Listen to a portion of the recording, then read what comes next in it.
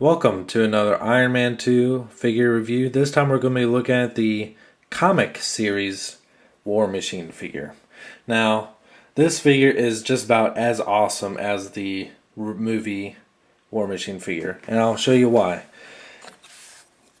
Despite the fact that it comes with the real gay stand, it does not have a stupid gun with a really stupid missile launcher on it, but instead it does something very, very cool. These plastic, or they're really soft plastic, but they come off.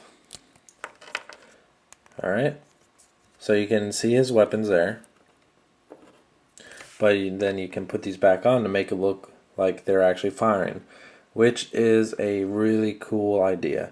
It's a hell of a lot better than that stupid huge Gatling gun that the movie War Machine figure came with.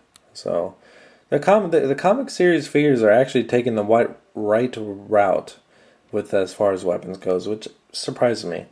Another cool thing about the weapons is that they both fold back, which is, I don't know. I don't know why that's so cool to me, but just the idea of him just being able to deploy his weapons like that, really cool. Another question I want to ask about War Machine. I've not seen a figure of a War Machine that had this on it. This kind of rocket launcher thing on it. Does he have this in the movie? If you know, leave a comment below, because I'd really like to know. Because it would suck if this figure is actually inaccurate for how cool it is. So, even though this figure does have some amazing things about it, it does have a couple really restricting things about it. One is the articulation. It is so lackluster, especially in the arms. As you can see, his armor is so restricting. You have to get it out of the way just so you can pose it, but then what's the point? I mean, most of on the other figures, they can move with the shoulder pieces on. These are totally restricting. So why even have them, here? Why not have them mold onto the arms themselves? I'm kind of questioning that. And the elbows, I can get one to kind of move. The other one, nothing. Maybe just a tad, but really? And the knees are so stiff. If I go anywhere past that, it starts to bend, and the ankles are just have a little bit of a swivel to them, no up and down. They're probably stuck, but yeah, the articulation on this figure is just horrible. But it is very cool looking, so I can almost forgive the lack of articulation just because it is a really cool display piece. So let me reattach these onto him.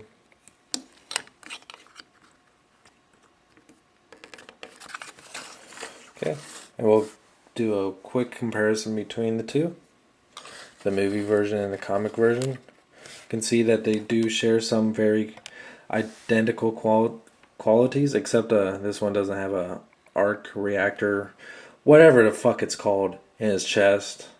I just call it his chest thingy. Probably people are gonna be like, oh, it's called blah blah blah. I don't know what it's called. All I know is it's cool. This one doesn't have it for whatever reason. I'm not sure why. I never really followed the comics that well or any of the other cartoons, so I don't know. But they have almost the same color scheme. This one definitely has more of a muscular look towards it. You can see, the rivets in the sides showing, muscles, and same thing in the thighs. Very similar to the comic classic armor Iron Man. While this one is, more mechanical, which I think a lot of people are more digging towards. But even though this really isn't related to the movie, I still really recommend this figure just because it's a hell of a great display piece. It'll look great with the rest of your Iron Man figures. Just don't really try to mess around with it too much, because if it's like mine, you're gonna be very frustrated trying to get in poses. It looks great and just very stoic, just a heroic pose where it's just firing off its missiles. or weapons. So yeah, I do really recommend this figure. This one and the movie War Machine figure are probably the most impressive figures of the line thus far. Until next time, thank you for watching.